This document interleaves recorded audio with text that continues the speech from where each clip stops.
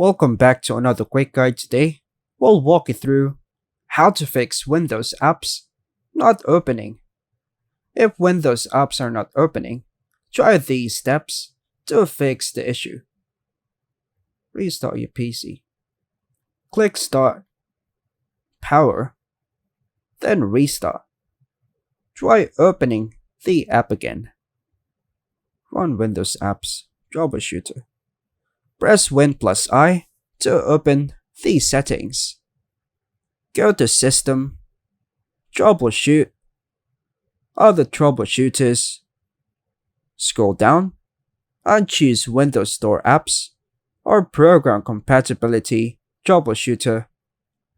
Run the troubleshooter by clicking Run. Reset the problematic app. Press Win plus I and go to Apps, Installed Apps, or Apps and Features and all the versions.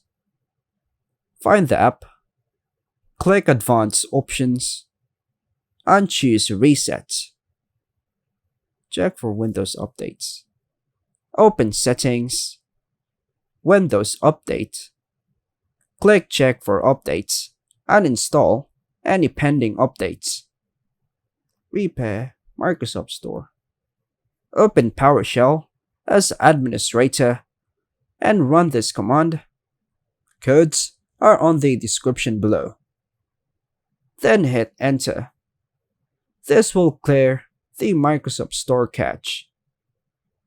Check for corrupt system files by opening Command Prompt as administrator and run these codes, link in the description below.